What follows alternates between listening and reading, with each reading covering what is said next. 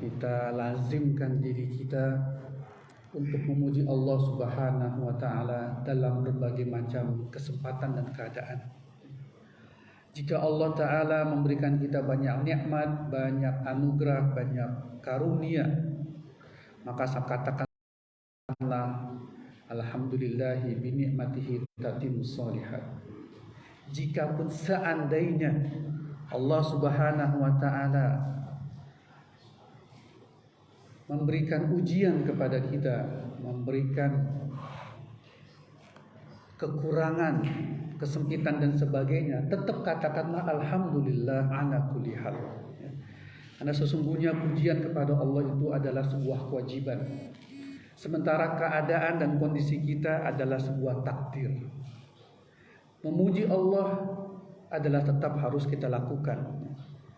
Apalagi sebenarnya ketika ujian dan bala itu datang, harus semakin banyak lagi pujian kepada Allah. Karena bisa jadi di balik kekurangan, kesempitan, musibah itu terdapat banyak kelebihan. Allah katakan 2 kali, inna ma'al usri yusra wa inna ma'al usri yusra. Sungguhnya di balik kesulitan, di balik kesempitan, di balik kesusahan ada kemudahan. Kemudian juga selalu kita siapkan dan ajak diri kita untuk selalu berselawat dan bersalam bagi Nabi Muhammad sallallahu alaihi wasallam. Semuanya salawat dan salam ini salah satu tanda cinta kita kepada beliau, dan pasti setiap salawat akan diangkat derajatnya, akan diberikan pahala dan dihapuskan kekurangan serta dosanya. Dan setiap salawat itu insya Allah akan menjadi syafaat di hari kiamat nanti. Amin ya rabbal alamin. Juga kita berdoa kepada Allah, semoga Allah Ta'ala menjaga iman kita, menjaga Islam kita, memelihara iman dan Islam keluarga kita, sehingga nanti kita insya Allah dikumpulkan oleh Allah Subhanahu wa Ta'ala di Jannatul Firdaus bersama keluarga kita, bersama anak istri kita, bersama keturunan kita. Amin ya rabbal alamin. Jamaah yang Allah muliakan, tadi masuk masjid di depan kaget juga, ada karpet warna hijau. Betul Pak ya? Nggak tahu kapan dipasangnya. Baru atau sudah lama Pak? Sudah lama ya, alhamdulillah. Ini pertanda kita yakin kepada Allah Subhanahu wa Ta'ala bahwa sesungguhnya insya Allah seluruh penyakit Allah angkat. Ya, dan kita diberikan kesehatan dan kesembuhan sambil terus berikhtiar semaksimal kita insya Allah. Jemaah yang Allah muliakan, kita teruskan pembahasan sirah nabawiyah. Jadi saya suka ulang-ulang ini, bahwa banyak kajian, ada kajian fikih, kajian akidah, kajian muamalah, tetapi juga kita perlu kajian sirah nabawiyah. Ya.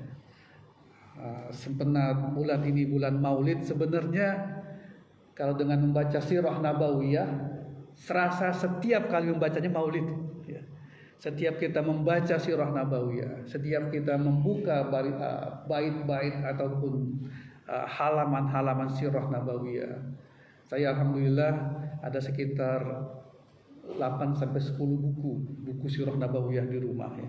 Dari mulai yang klasik, sirah Ibnu Hisham, sirah Ibnu Ishaq Al-Waqidi, dalam bukunya Al-Maghazi misalnya, sampai yang kontemporer yang saya baca ini yang kontemporer, Rahikum Maktum karangan Syekh Safiur Rahman Al-Mubarakfuri.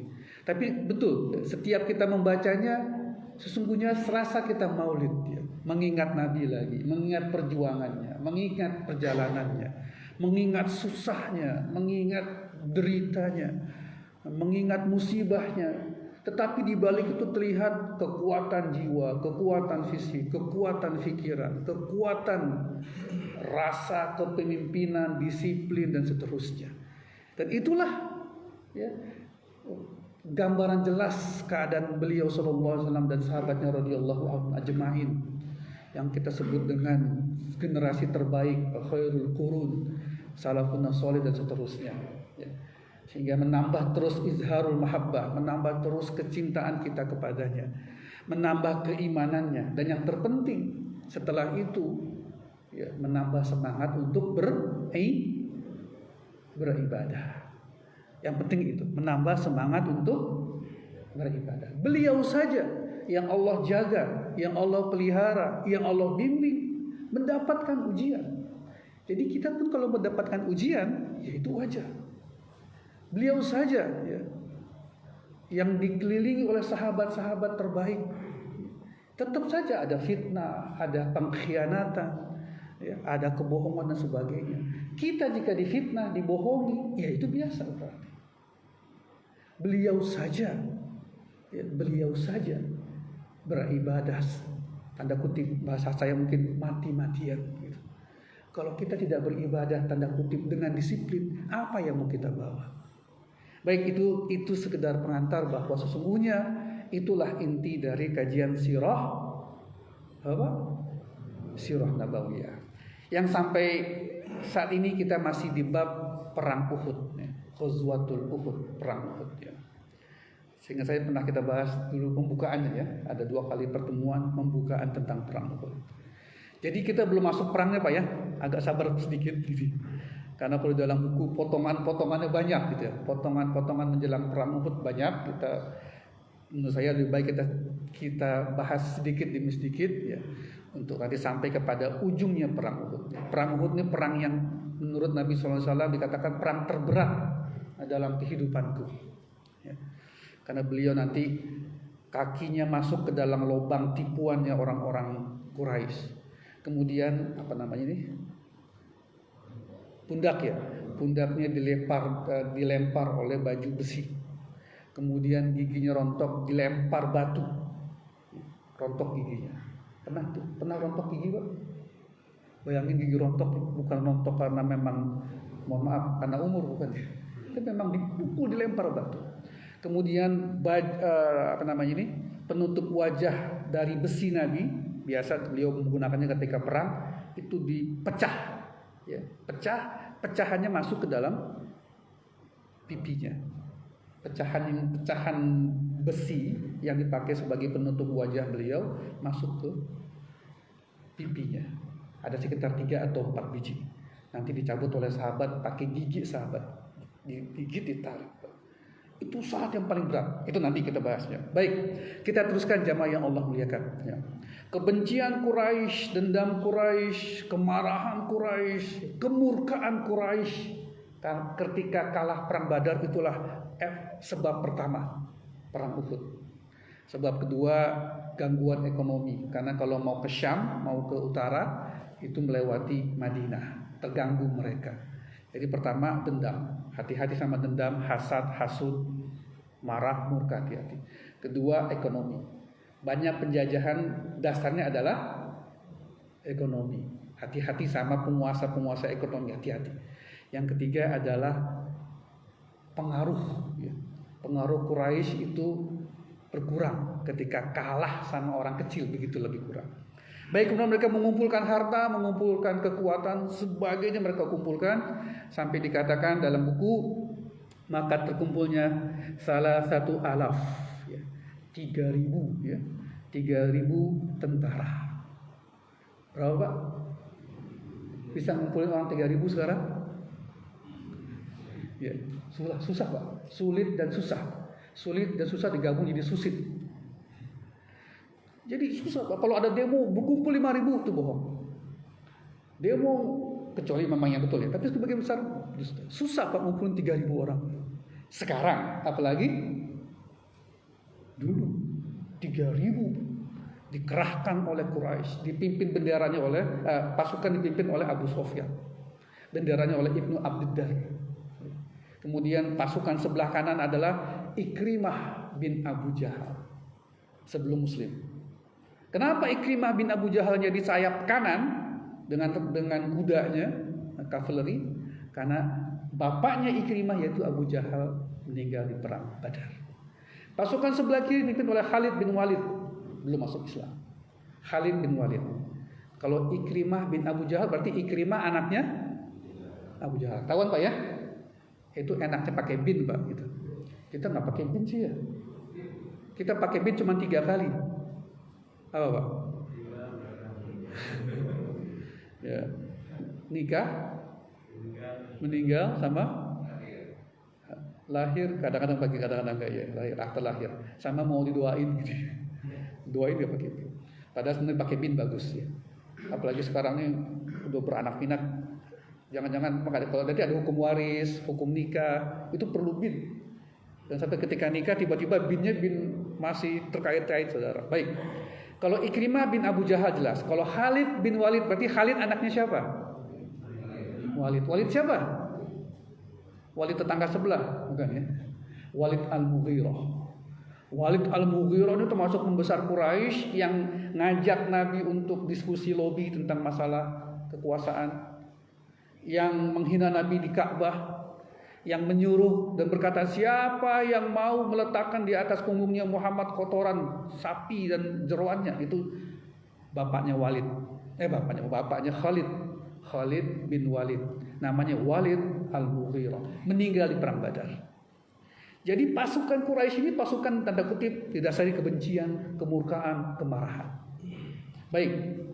Kemudian jamaah yang Allah muliakan, selain ya, membawa 3.000 pasukan plus 3.000 ekor unta, ya, 3.000 ekor unta dan ratusan kuda, Pak. Plus ini yang penting nih, ya, an-nisa, ya, bawa perempuan. Wa dikatakan khamsu isyru imra'atan, ya, 15 perempuan. Loh, kok perang bawa perempuan? Kenapa kira-kira, Pak? Pertama, penyemangat, kata mereka begitu ya. Penyemangat. Kedua, biar malu kalau kabur. Ya, Pak, ya? Biar apa? Biar malu kalau kabur. Maka Abu Sufyan bawa istrinya Hindun binti Harb. Ya. Kemudian semua pada sebagian bawa istrinya atau bawa ibunya. Ya.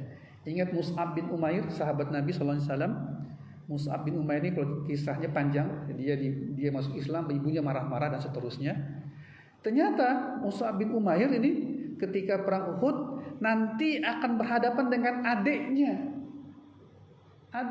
dan ibunya. Ibunya masih kafir, adiknya masih kafir. Termasuk ibunya termasuk bagian dari perempuan-perempuan yang ikut dalam perang Uhud. Ya, dibawalah mereka. Ada tadi dikatakan salah satu ba'ir atau bi'ir ya, onta juga 3.000 orang. Baik, jemaah yang Allah, kemudian mereka berangkat. Berangkatlah mereka dari Mekah menuju apa? Menuju Uhud. Nah, jemaah yang Allah muliakan, ini salah satu bagian penting dari sirah nabawiyah adalah mengenal tempat-tempat bersejarah yang Nabi SAW bersama para sahabatnya pernah ada di sana. Ya, ketika kita insya Allah amin ya rabbal alamin disempatkan oleh Allah untuk umrah, amin, atau haji, amin ya rabbal alamin. Doa kita mudah-mudahan dikabulkan oleh Allah Subhanahu wa taala. Itu ngelihat ke Uhud, kebayang perang Uhud, Pak. Itu yang penting. Jangan sampai kita ke Uhud lalu ambil kamera terus apa? Selfie cekrek gitu. Bukan itu Pak targetnya. Justru dengan sirah nabawiyah ini kita ke Uhud, kita tahu mana bukit Uhud, sebelah utara Mekah, panjangnya sekitar hampir 4 kilo, lebarnya 1 kilo. Itu bukit Pak, 4 kilo. 4 kilo bukit Pak. Kemudian di mana perang itu? Di lembahnya lembah Uhud. Di mana pasukan Nabi, di mana pasukan Quraisy, di mana pasukan pemanah. Itu pentingnya sirah nabawiyah. Sehingga kita insya Allah jika sampai ke tempat-tempat tersebut, kita yakini, terasa Pak, kita mendatangi Uhud itu terasa. Ada makam Hamzah bin Abu Thalib misalnya, ada makam 70 orang syuhada dan seterusnya. Kerasa Pak. Jadi nggak terasa sekedar, mohon maaf, jalan-jalan wisata. Bukan wisata, tapi justru mengulang kembali sejarah. Sayang akhirnya orang-orang datang ke Uhud beli korma, sama beli apa namanya itu, kalau laki-laki beli namanya hajar jahanam. Hajar jahanam itu semacam buah katanya untuk menguatkan katanya. Baik, kita kembali ke sini. Maka berangkatlah pasukan Quraisy 3.000 orang itu ke sebuah tempat yang namanya Wadil Aqiq. Ya. Wadil Aqiq ini sekitar 1 kilo sebelum lembah Uhud. 1 kilometer sebelum lembah Uhud. Ya. Uhud ini dari Mekah, dari Madinah tidak jauh. Ya, biasa naik bis paling 10 sampai 15 menit saja dari Madinah. Nah, sampailah mereka di Wadil Uquq, kemudian berhenti sebentar, bergerak lagi bikin markas di namanya Ainain. Ainain, mereka bikin markas di situ ya. Ainain ini ada semacam lembah kecil saja, mereka ngumpul di situ. Kapan? Dikatakan dalam berbagai macam buku sirah adalah Yaumul Jum'ah As-Sadis Minasyahr, ya, Syawal. Jadi hari Jumat tanggal 6 Syawal, ya, tahun ketiga Hijriah, salah satu fil Hijrah. Jadi sampailah mereka, ya, di bukit atau lembah Ainain hari Jumat tanggal 6 Syawal tahun ketiga Hijriah. Jemaah yang Allah muliakan, lihat waktunya. Nabi berangkat dari Mekah ke Madinah tanda kutip tahun 1 Hijriah. Ya, bulan Rabiul Awal. Kemudian lihat tahun kedua Hijriah perang Badar. Jaraknya berapa lama, Pak? Setahun. Perang Badar. Tahun ketiga Hijriah perang Badar Ramadan tahun kedua Hijriah, tahun ketiga Hijriah Syawal, jaraknya cuma setahun sebulan sudah perang apa? Perang Uhud. Nanti tahun kelima, awal tahun kelima Hijriah, jaraknya setahun 2 bulan lebih kurang, perang Khandaq. Jamaah yang Allah muliakan, usia Nabi berapa waktu itu? Tes. Nabi hijrah setelah 13 tahun dari Mekah, berarti 53 tahun lebih kurang. Ya. Tahun ketiga Hijriah berarti lebih kurang 55 tahun. 55 tahun masih mimpin perang. Orang kita 55 tahun pensiun. Pensiun, Pak. Udah mulai pensiun, gak mikir kerjaan, nunggu di rumah, ngomong cucu gitu ya. Kalau sempat ke masjid, ya alhamdulillah. Ya. Pertama itu 55 tahun sudah gak berkembang. Ya. Yang buktinya adalah Mahathir Muhammad 90 tahun lebih masih jalan kaki, masih olahraga, masih sempat mikirin negara. Mahathir Muhammad, contoh saja. Kita 55 tahun ke bawah arus kehidupan pensiun, plus penyakit mulai apa? Mulai berteman ya, mulai tahu nama-nama obat. Betul Pak ya? Asam urat obatnya ini allopurinol. Betul Pak Ji? Kolesterol simvastatin, darah tinggi amlodipin, katapres. Wah, jadi ini perlu kita ubah nih gayanya. Ada sesuatu yang salah dalam gaya kehidupan kita. Kekuatan berkurang, nanti kekuatan fisik berkurang, kekuatan otak berkurang. Baik, ini cerita yang perlu yang kita ambil sebagai hikmahnya. Baik. Kemudian berkumpullah mereka di situ 3.000 orang plus perempuan 15 orang plus onta-onta mereka plus kuda-kuda mereka plus makanan biasa aja. Dan jangan lupa hiburan dan khamr. Perang juga bawa hiburan dan apa khamr itu? Minuman keras ya. Baik, yang mengulangan. Kemudian apakah pergerakan Quraisy dari mulai mereka mengumpulkan harta di rumah Abu Sufyan, di Darun Nadwah ya. Dari mulai mereka mengumpulkan berbagai macam amunisi logistik itu, apakah tidak diketahui Nabi SAW? Tidak. Ingat, Nabi punya paman banyak. Salah satu pamannya adalah Abbas bin Abdul Muthalib radhiyallahu anhu, paman Nabi. Abbas bin Abdul Muthalib. Nanti punya anak namanya Abdullah. Abdullah anaknya Abbas. Jadi apa? Abdullah bin Abbas. Disebut kadang-kadang apa? Siapa yang terkenalnya? Ibnu Abbas. Ibnu Abbas.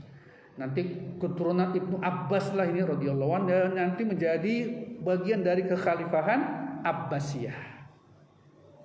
Baik. Abbas bin Abdul Muthalib radhiyallahu anhu paman Nabi. Bin Abdul Muthalib ya, satu kakek. Sama-sama Abdul Muthalib, paman. Beliau sudah masuk Islam, tetapi tidak ikut hijrah. Loh kok ada? Ada, banyak. ada beberapa kaum muslimin sudah masuk Islam tidak ikut hijrah. Tetap di mana? Tetap tinggal di Mekah. Tapi jamaah yang Allah muliakan, walaupun tidak ikut hijrah, walaupun tetap tinggal di Mekah, tapi sahabat yang sudah masuk Islam tetap memelihara keimanan, keislaman, akidahnya. Termasuklah Abbas bin Abdul Muthalib radhiyallahu anhu. Beliau selalu mengirimkan kabar. Ya, kalau dalam bahasa buku dikatakan khibratan khibrat. Ya, kabar yang terus menerus. Ya, selalu memberikan kabar terus menerus. Termasuk kabar mengenai pergerakan Quraisy ke Madinah di awal bulan Syawal itu. Melalui apa kabarnya? Pakai WA. Betul ya? Oh enggak, belum ada WA. Ya. Dikatakan Abbas bin Abdul Muthalib kemudian mengirimkan risalah, mengirimkan utusan, ya. Mengirimkan utusan, ya, risalatan mustajilatan ila Nabi sallallahu alaihi wasallam. Mengirimkan utusan dengan cepat, mustajilatan, ya. Dikatakan dia mempunyai utusan yang wa asra, ya, segera mengirimkan surat kepada Nabi Muhammad SAW. Cuman 3 hari, Mekah Madinah. Oh kok cuman 3 hari? Biasanya berapa Mekah Madinah? Berapa jarak Mekah Madinah? Hampir 600 km. 600 km. Sekarang Pak, sekarang ada tol. 600 km tol ini paling berapa biasanya? 4-5 jam. Normal 4-5 jam. Normal 5 jam. Ya. Tapi saya alhamdulillah tahadus binimah ketika haji itu saya jadi pemimpin rombongan, karom, ketua rombongan. Nggak dapat tempat duduk Pak. Ya.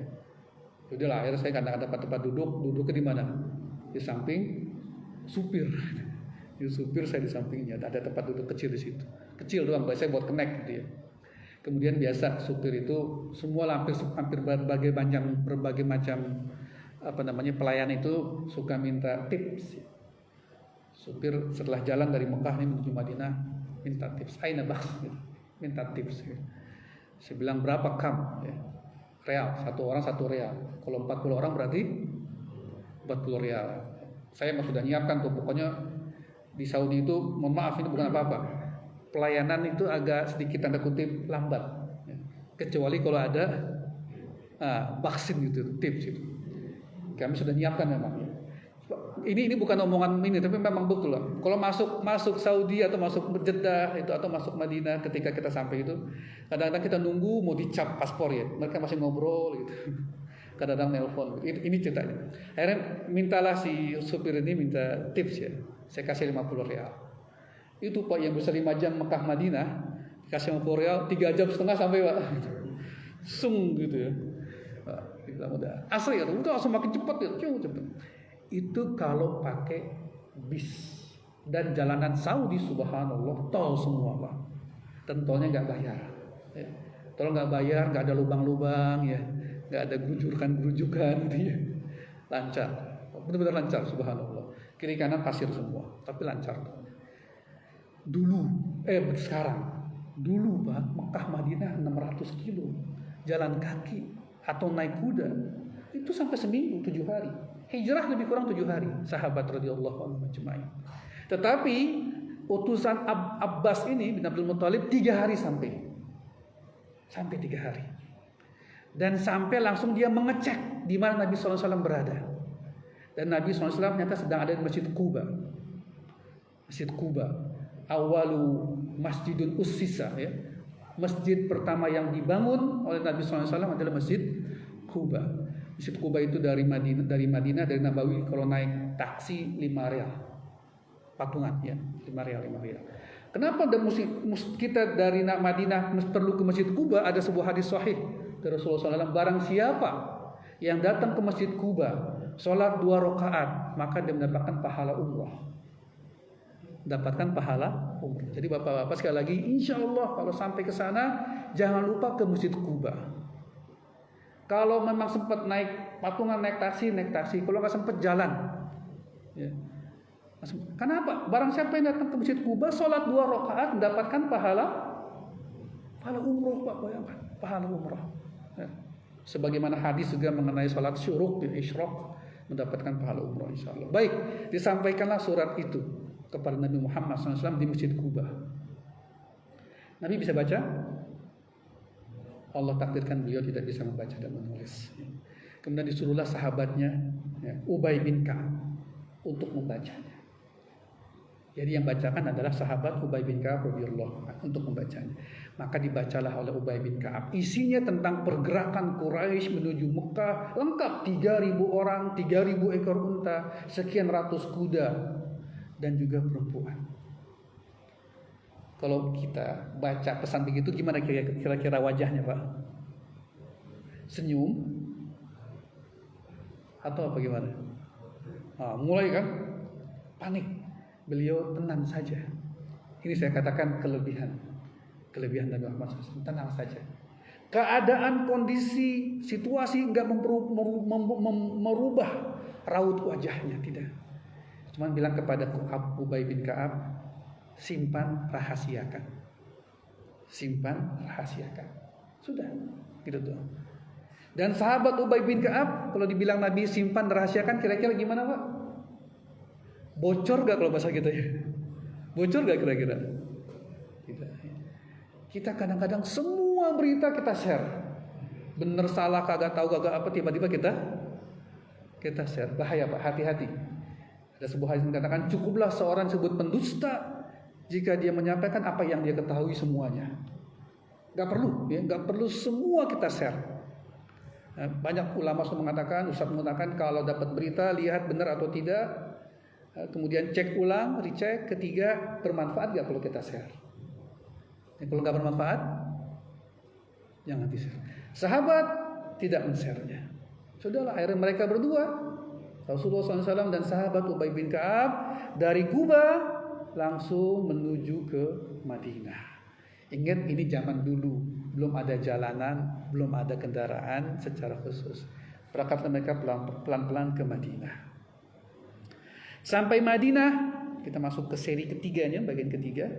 Nabi SAW langsung mengumpulkan sahabat-sahabat utama. Ya. Majalisan istashriyan askariyan a'la. Kalau bahasa bukunya begitu.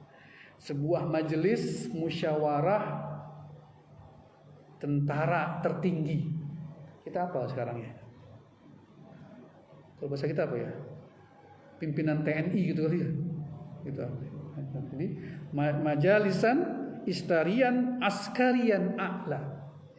Sebuah majelis musyawarah askarian itu kemiliteran ya, yang tertinggi. Mungkin lah panglima TNI dipanggil ya. Panglima TNI, Panglima Angkatan Darat, Panglima Angkatan Udara, termasuk juga Polri dipanggil gak, Pak? Polri banyak masalahnya. Baik, kemudian mereka bermusyawarah. Jamaah yang Allah muliakan, dalam musyawarah ini Nabi memulai musyawarah dengan mengatakan sebuah mimpi. Ya. Beliau mengatakan, wa akhbaruhum an ru'yan rohan. Nabi mengabarkan kepada mereka tentang mimpinya. Ingat jamaah yang Allah muliakan, mimpi Nabi, ya, bukan mimpinya kita. Kalau kita mimpinya Bapak, ya, mimpi makan enak, mimpi punya istri 2, ya. Betul Pak? Pengalaman pribadi. Pas kebangun, ya belum nyata. Itu mimpi kita sebagian mimpi kita itu ada sebagian besar hal-hal yang pernah kita alami di pagi hari. Kemudian terekam di otak dan diputar ulang. Tapi kadang-kadang dia tercampur sama macam-macam kejadian sehingga tidak menyatu. Tapi mimpi Nabi SAW adalah wahyu, bagian dari wahyu. Ingat mimpi Nabi Yusuf alaihissalam, mimpinya Ibrahim alaihissalam, mimpinya dua orang teman di penjara Nabi Yusuf alaihissalam, mimpi-mimpi yang baik, ya. Ru'yatan solihatan. Kalau mimpi baik boleh diceritain, tapi kalau mimpi buruk jangan diceritakan, Pak. Mimpi buruk jangan diceritakan. Dalam sunnah dikatakan kalau mimpi buruk itu bergeser berbalik ke kiri badannya sambil meludah. Tapi jangan kemudian istri ya, pasti balik ada istri itu. Nanti bisa perang itu dan lain. Ya, dulu kan memang tempat tidur begitu ya. Jadi ya begitu sebenarnya, balik ke kiri lalu berdoa kepada Allah, isti'azah. Berdoa, jangan sampai mimpi buruk itu menjadi kejadian. Tapi kalau mimpi baik, ya boleh diceritakan. Nah, Nabi bermimpi, yang ini merupakan bagian dari nanti strategi perang Uhud. Ya, apa kata beliau? Inni qad ra'aitu wallahi khairan. Aku bermimpi, tapi insya Allah baik mimpinya. Itu Nabi mulai pembukaan menceritakan mimpinya. Apa mimpinya? Ra'aitu baqaran yuzabbihu. Aku bermimpi ada seekor sapi yang disembelih. Aku bermimpi ada sapi yang disembelih. Pertama itu. Wa ra'aitu fi dzubabin sayfi sulman. Dan aku bermimpi fi dzubabi sayfi. Saif itu pedang, dzubab itu bahan material. Zubab besi. Itu gompel. Gompel bahasa kita apa sih? Gompel.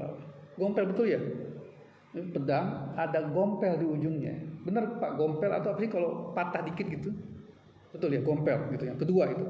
Ra'aitu inni adkhaltu yadi. Aku bermimpi yang ketiga memasukkan tanganku, ya yadi, fi dar'i hasinahu, dalam kantong baju perangku. 3 mimpinya. Dalam berbagai macam buku mimpi itu beliau sampaikan tafsirnya.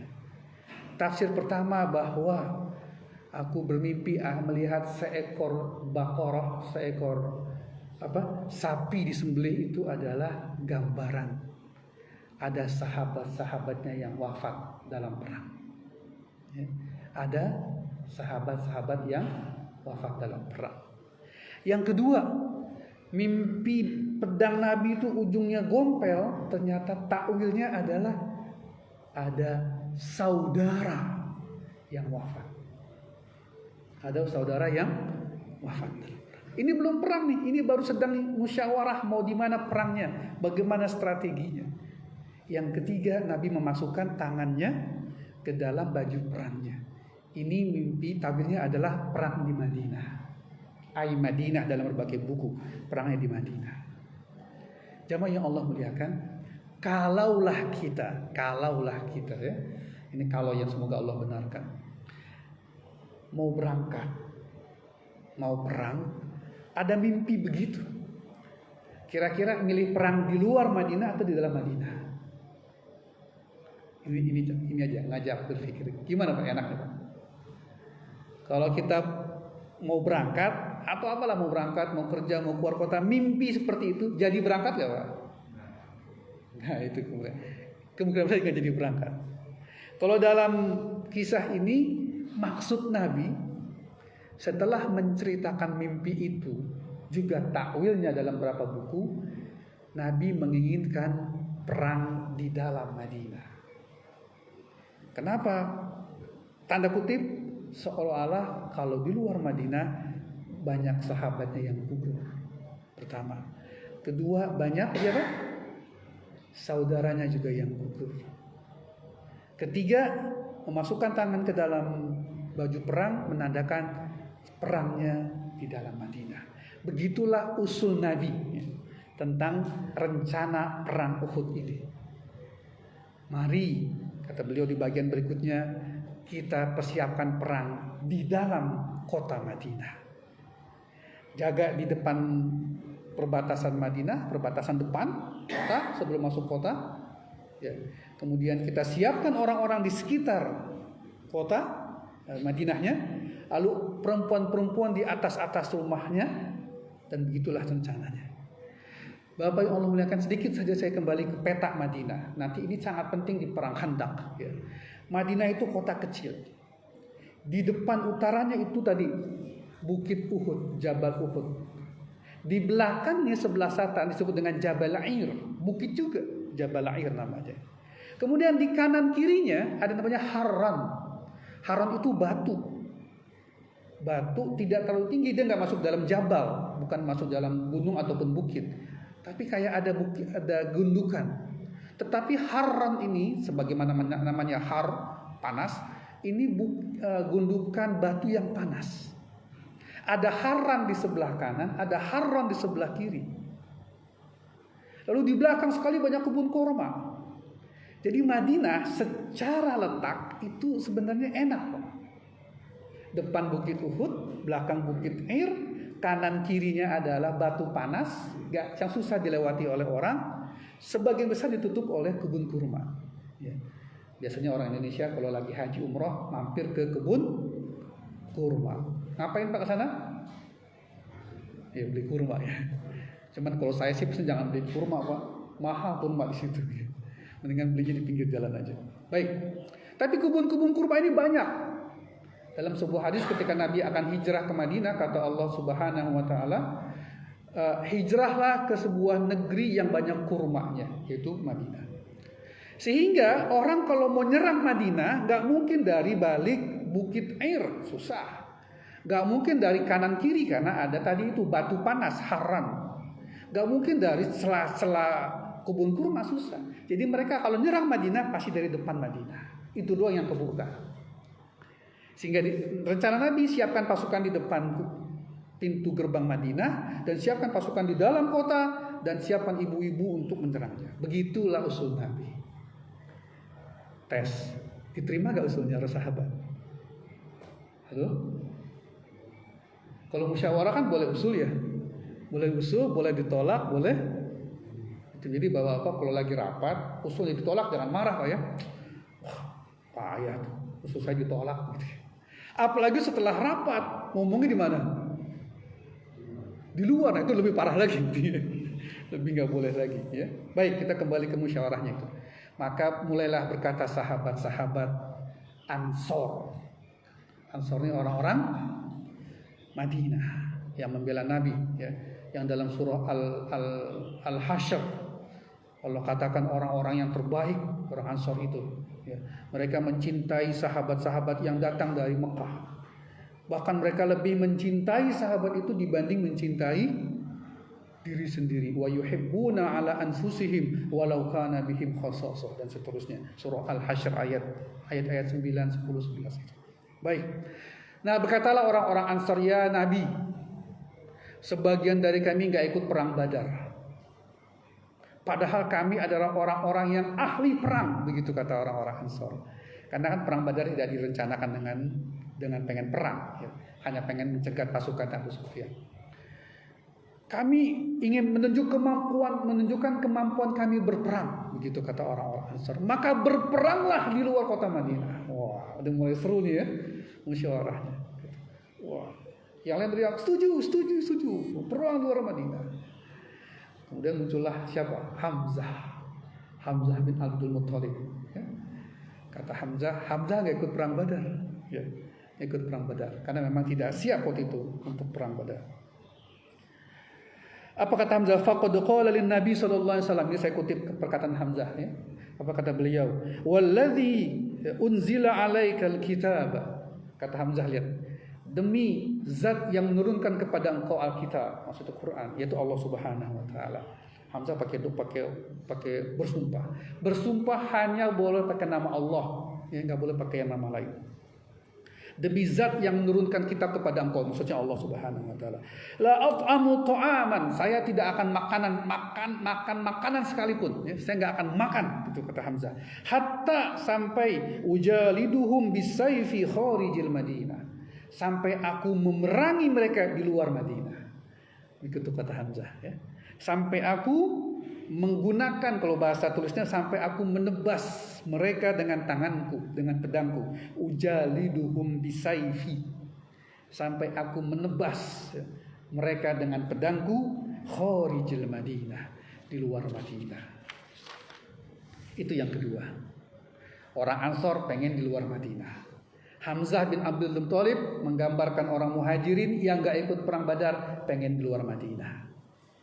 Ada lagi yang pengen di luar Madinah. Siapa kira-kira? Bukan Ansor, bukan Muhajirin. Abdullah bin Ubay bin Salul.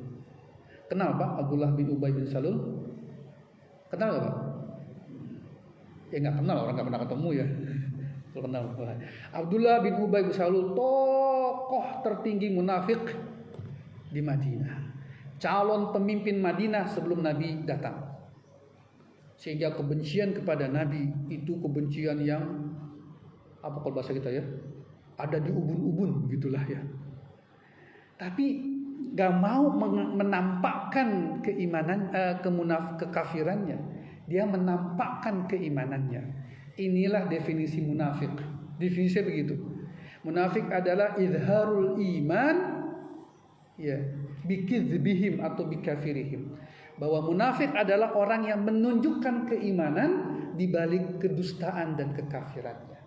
Di dalam hatinya dusta dan kafir, tapi ditampilkannya apa? Seolah-olah beriman ya.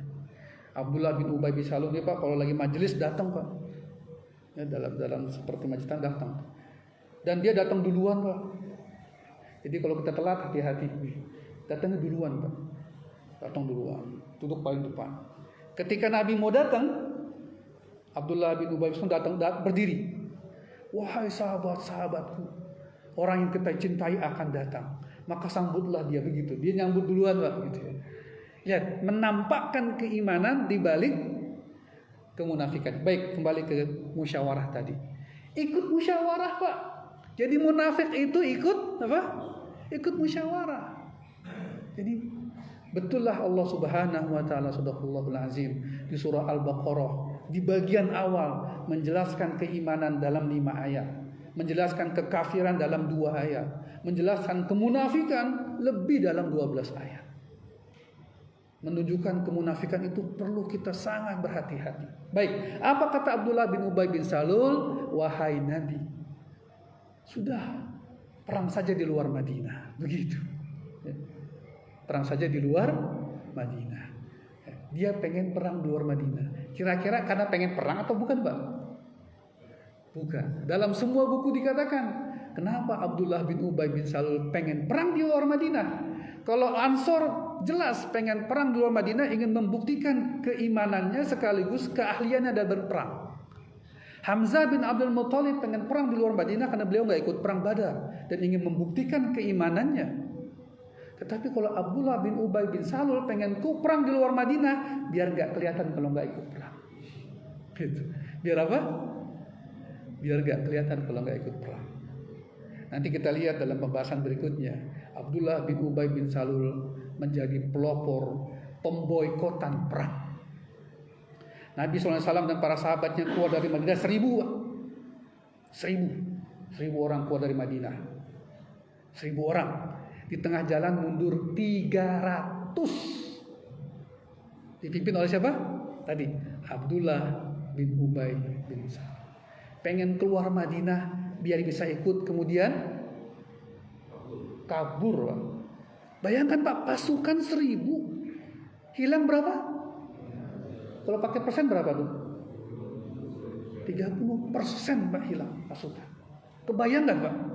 Berangkat mau berhadapan dengan musuh, sudah jalan hilang 30% dan dipelopori oleh Abdullah bin Ubay bin Salul ini. Masya Allah. Jadi kalau kita berjuang, ada yang mundur 1%, 2%, itu biasa. Ada yang mundur 10% juga masih biasa. Dalam perang Uhud mundur berapa tadi? 30%. Ya, itu kalau pakai hitung-hitungan dana, ya, berangkat persiapan sekitar anggaplah 100 juta, hilang 30 juta. Itu kalau hitungan manusia itu mengkhawatirkan bahasa kita begitu. Baik jemaah yang Allah muliakan, kita teruskan. Jadi ternyata sebagian besar dalam tadi itu ya majelis syura itu memilih perang di luar Madinah. Ya, perang di luar Madinah. Kira-kira Nabi milih mana, Pak? Nabi milih mana? Nabi diam dulu. Tidak diputuskan di dalam musyawarah. Musyawarahnya itu hanya berarti mengumpulkan pendapat. Ya. Kemudian karena ini hari Jumat, Nabi sholat Jumat dulu. Ada sahabat yang wafat, Nabi sholatkan sahabat. Kemudian Nabi masuk ke rumahnya. Rumah Nabi di mana, Pak? Hah? Halo? Di mana ke rumah Nabi? Nah, nyambung dengan Masjid Nabawi, ya. Kalau dulu di luar, Pak, ketika pembangunan Masjid Nabawi, dibangun Masjid Nabawi lalu dibuat, kalau bahasa bukunya bukan rumah, hujroh. Hujroh itu kamar. Ada dua hujroh, hujrohnya Saudah, istri Nabi yang kedua, dan hujrohnya Aisyah, istri Nabi ketiga. Sedikit saja menghubungkan dengan istri Nabi. Setelah Khadijah radhiyallahu anha wafat, Khadijah binti Khuwailid bin Asad wafat, Nabi belum menikah. Jadi Nabi menikah dengan Khadijah cuma satu istrinya. Halo, ya, ini memberi kabar dulu, semangat dulu. Sampai Khadijah wafat. Setelah Khadijah wafat, maka bibi Nabi mengajukan kepada beliau. Kenapa? Karena itu berturut-turut, Pak. Diboikot 3 tahun di lembah Syi'ib Abdul Muthalib. Khadijah binti Khuwailid radhiyallahu anha wafat. Pamannya siapa? Abu Thalib juga wafat. Jadi memang berturut-turut musibahnya. Datanglah sahabiah, bibi Nabi, sudahlah, menikah lagi lah engkau. Nabi katakan dalam hadis cukup panjang, ya, siapa yang mau menikah denganku dalam kondisi seperti ini, diserang di mana-mana, ujian banyak, cobaan besar, seterusnya. Kata bibi Nabi, engkau boleh pilih, ya. Ada yang sudah pernah menikah atau janda, dan ada yang masih gadis. Jadi jangan hubungan dengan lagu yang siapa kemarin, ya, engkau masih gadis atau sudah janda, ya. Lagu siapa tuh, Pak, itu? Enggak, ini cerita, Pak. Tapi itulah memang dikabarkan oleh bibi Nabi begitu. Ada janda, ada gadis. Dalam tafsir itu yang janda ini adalah Saudah. Saudah 70 tahun janda. Yang gadis siapa? Aisyah radhiyallahu anha 9 tahun. Ya.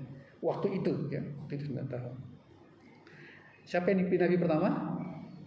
Tes. Nabi pilih mana dulu nih? Aisyah radhiyallahu anha atau Saudah radhiyallahu anha?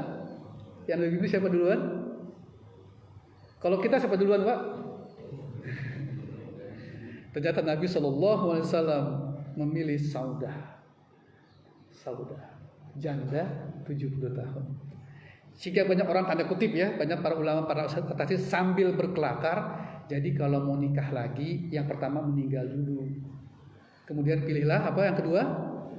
Janda 70 tahun. Ya, Pak, ini kan berbicara sunnah Nabi, kan? Ini sunnah dalam artian perjalanan Nabi, ya. Sunnah dalam artian bukan sunnah dari hukum. Jalan Nabi, begitu ceritanya. Baru kemudian menikah dengan Aisyah radhiyallahu anha. Tapi dengan Aisyah menikah, nanti Aisyah, tanda kutip, mohon maaf, saya yakin Bapak paham, digaulinya setelah Aisyah lebih dewasa, bukan 9 tahun. Ini agak sensitif ketika Nabi menikahi Aisyah 9 tahun. Dihajar, Pak, tanda kutip, oleh orientalis, oleh para feminis, oleh para orang-orang yang benci kepada Nabi. Lihat, nikahi anak 9 tahun, nah itu. Pada dan sejarah nanti perlu kita bahas nih, perlu kita gali. Betulkah Nabi menikahi Aisyah 9 tahun? Betul. Tapi Nabi nanti sekamar dengan Aisyah setelah Aisyah dewasa. Bukan pas 9 tahun. Ya. Menghindari, tanda kutip, serangan orang-orang orientalisme yang menyebut Nabi, tanda kutip, mohon maaf, nauzubillah min dzalik, pedofilia. Menyukai anak kecil. Itu memang tuduhannya begitu. Tuduhan yang sangat jahat. Baik. Kembali ke tadi, jadi ketika Nabi hijrah, itu Masjid Nabawi di sebelahnya disebut dalam buku Hijratus Saudah, kamarnya Saudah. Sebelahnya lagi baru Hijratu Aisyah, kamarnya Aisyah. Nabi di mana rumahnya? Enggak ada, Pak. Kamu di rumah Nabi. Sebelum kamarnya, hujrahnya Saudah dan Aisyah radhiyallahu anhuma, Nabi tinggal di rumahnya Abu Ayyub Al-Ansori. Pertama di lantai 1, kemudian karena kebocoran air di atas pindah ke lantai 2. Di rumah Abu Ayyub Al-Ansori. Abu Ayyub Al-Ansori orang tua, Pak, tapi ketika umur 80 tahun dia masih bisa berperang, berjihad ke Konstantinopel, meninggal di Konstantinopel. Kuburnya ada di samping Konstantinopel di Turki. Kuburnya Abu Ayyub Al-Ansori. Di situlah Nabi tinggal. Baik, kembali ke tadi. Jadi rumah Nabi itu sekarang ya sebelah ya kuburnya Nabi. Nabi dikuburkan di rumahnya di bawah tempat tidurnya. Ya. Baik, kembali ke kisah tadi sebelum kita akhiri. Kemudian Nabi masuk ke rumahnya. Sahabat nunggu di luar. Apa keputusan Nabi tentang perang Uhud ini? Mau di dalam Madinah atau di luar Madinah? Sebagian mulai ramai. Mereka menganggap sebagian sahabat memaksa Nabi. Tadi kan ya dalam musyawarah kan begitu. Udah di luar saja. Padahal Nabi pengen di dalam. Lalu mulailah sedikit agak ramai. Kenapa engkau memaksa Nabi? Nabi pengen di dalam Madinah. Kenapa engkau paksa di luar Madinah? Sempat ramai. Gitu. Sampai akhirnya mengusulkan agar Hamzah radhiyallahu anha masuk ke rumahnya untuk bicara, diserahkan kepada engkau. Ya, ada kata-kata Hamzah demikian seperti itu. Tapi kemudian saya tutup dengan Nabi tiba-tiba keluar dari rumahnya. Tanda kutip rumah ya, bukan rumah sebenarnya, kamar kecil Pak. Ya. Sudah pakai pakaian perang. Pakai apa? Pakaian perang, baju perang, sudah bawa apa nama itu? Pedangnya, saifi pedangnya. Pedang Nabi ada sekitar 3 biji. Ya. Ada 2 di asrama, di museum Turki, di istananya Kekhalifahan Utsmani yang dahulu. Nama istilahnya Top Cafe. Di situ ada ruang khusus. Kemudian pakai sudah tutup muka, ya, tutup muka dari besi. Kemudian sebentar. Kemudian sahabat berkata, wahai Nabi, kalau engkau ingin perang di dalam Madinah, maka tetapkanlah keputusanmu. Mohon maaf tadi kami memaksa. Lihat Pak, sahabat tuh hatinya lembut-lembut ya. Merasa memaksa aja sudah merasa bersalah. Kita kadang-kadang sudah bentak orang, marahin orang, masih tidak merasa bersalah. Ini perlu masalah kelembutan hati.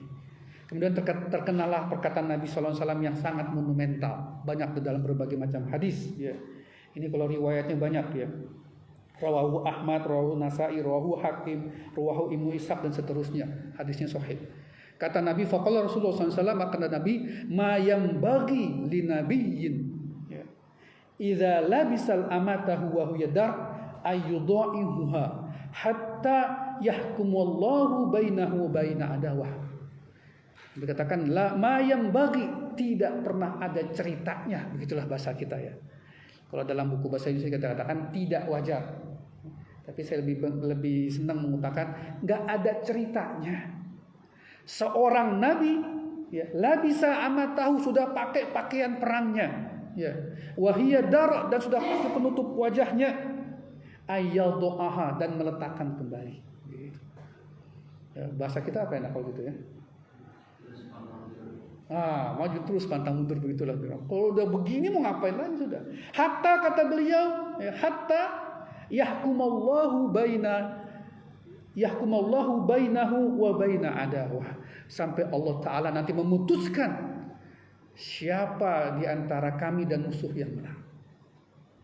Begitu Pak, ya, perkataan seorang pemimpin untuk mengajak bersama-sama rakyatnya, masyarakatnya berjuang bersama. Berjuang bersama, ya, bukan justru rakyatnya berjuang, jadi nggak berjuang bersama. Maka jemaah yang Allah muliakan, ya, sejak itu sudahlah bertakbir menggema, mereka semua bersiap-siap untuk menghadapi Quraisy 3.000 orang di luar Madinah. Maka terkumpullah saat itu 1.000 orang. 1.000 orang. Yang ini sebagai pembukaan saja. Ada beberapa yang dibagi pasukannya. Ya, ada Katibah al-Muhajirin. Ya. Ada pasukan Muhajirin. Ya. Kemudian Liwa'uha, benderanya dipimpin oleh Umair. Ya. Oleh Mus'ab bin Umair. Mus'ab bin Umair, sahabat Nabi yang dikirim ke Madinah duluan sebelum hijrah, memegang bendera Muhajirin. Kemudian ada Katibah al-Aus, Katibah suku-suku Madinah, al-Aus min al-Ansar. Wa a'ta liwa'uha Usaid bin Hudair. Maka dikasih benderanya kepada sahabat Ansar Usaid bin Hudair. Usaid bin Hudair itu dulu adalah kepala suku Ansar, kepala suku Aus. Awalnya pengen bunuh Nabi ketika Nabi datang. pada saat hijrah. Tapi kemudian Nabi bilang duduk dulu, dengarkan apa yang aku sampaikan. Jika engkau terima maka terimalah. Jika engkau menolak aku akan berhenti. Nabi bicara, udah dari mulai marah Pak, sudah bawa tombak dan pedang sampai terduduk masuk Islam. Baik itu Usaid bin Hudayr. Kemudian Katiba Al-Khazraj minal Ansor, katibanya suku Khazraj dibawa oleh Al-Hubab, ya. Al-Hubab bin Munzir. Al-Hubab bin Munzir. 3 pasukan Ansor, kemudian Ansor 2, kemudian Muhajirin, 3 pasukan. Berangkatlah mereka 1000 orang ke lembah Uhud. Apa yang terjadi berikutnya kita bahas pada pertemuan yang akan datang. Tetap pada channel berikut ini. Sedikit saja beberapa yang ingin saya simpulkan. Pertama jamaah yang Allah muliakan, tanda kutip, perlu informasi yang sahih dari manapun. Lihat Abbas bin Abdul Muthalib, walaupun dia di Quraisy, di Mekah, dia tetap mengirim informasi yang sahih. Maaf, tanda kutip, dalam sebuah strategi ini disebut dengan istilah on mission. Bahasa kerennya apa ya? Intel bahasa kerennya. Perlu orang yang ada di mana-mana untuk memberikan informasi-informasi terbaik kepada Nabi Muhammad SAW. Dan ini dilakukan oleh Abbas bin Abdul Muthalib. 1. Yang kedua, putuskan segala hal dengan musyawarah. Putuskan segala hal dalam musyawarah. Lalu jalankanlah adab-adab musyawarah. Ya, sampaikan dengan baik, dengan ikhlas, dengan tulus, jangan maksa, jangan marah, jangan rendah diri kalau ditolak, jangan ngamuk kalau nggak diterima apa usulannya, jangan ngoceh di luar setelah musyawarah, nggak boleh. Ya. Turunlah surah Ali Imran 159. Ya, jadi kalau perang Badar banyak di surat Al-Anfal, kalau perang Uhud banyak di surat Ali Imran di ujung-ujung, mulai dari 180 ke atas, ya, 150 ke atas. Kalau perang Khandaq banyak di Al-Ahzab, surat Al-Ahzab. Kata Allah, fa idza azamta fatawakkal 'alallah innallaha yuhibbul mutawakkilin. Kalau sudah diputuskan sebuah musyawarah, jangan ngomel lagi, jangan gerundeng, jangan ngomel, jangan ngedumel di luar. Fa idza azamta fatawakkal 'alallah. Diputuskan perang di luar Madinah, sudah semua sepakat berangkat, enggak ada omongan lagi. Kan gue bilangnya dia dalam Madinah, nggak boleh gitu ya. Saya sih sebenarnya nggak setuju sama dia, nggak boleh. Sudah, ketika putus palu, pakai palu pak ya, musyawarah ya. Ketok palu kan ya, tok tok, sudah nggak boleh ada orang ngomong lagi. Jalankan musyawarah itu, jalankan hasilnya, fatawakal Allah, fatawakal kepada Allah. Ketiga, di sini peran pemimpin. Dan Nabi Muhammad SAW menunjukkan kepemimpinannya, leadershipnya. Diputuskan, berangkat, bangun semangatnya, gelorakan gemuruh pengabdian, pengorbanan, kepahlawanan, heroisme, patriotisme. Mohon maaf, sekarang ini agak nurun nih, heroisme keindonesiaan dan patriotisme keindonesiaan. Kita mesti bangun lagi, ya. Mesti bangkitkan kita ini Indonesia, ya. Walaupun nggak perlu ngomong-ngomong kencang-kencang, tapi perlu ada semangat heroisme. Tunjukkan dengan karya bakti, tunjukkan dengan pengabdian, tunjukkan dengan hasil, ya, bahwa kita ini Indonesia. Dan perlu ada pemimpin yang menggerakkan itu heroisme itu.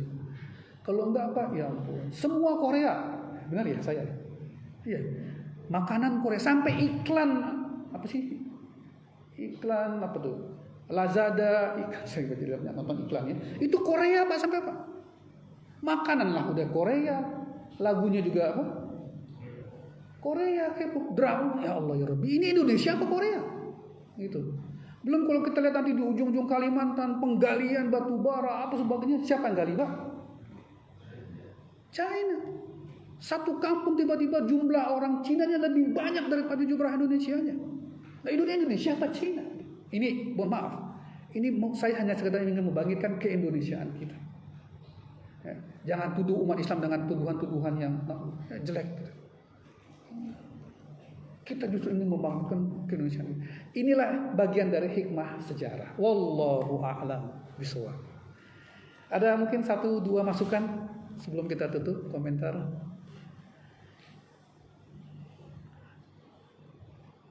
Gak ada Pak? Cukup ya. Baik, dari saya cukup sekian. Mohon maaf jika ada kekurangan. Kita akan lanjutkan lagi kisah-kisah berikutnya dalam pertemuan yang akan datang. Mohon maaf sekali lagi. Billahi taufik wal hidayah. Wa'afu minkum. Assalamualaikum warahmatullahi wabarakatuh. Waalaikumsalam warahmatullahi wabarakatuh.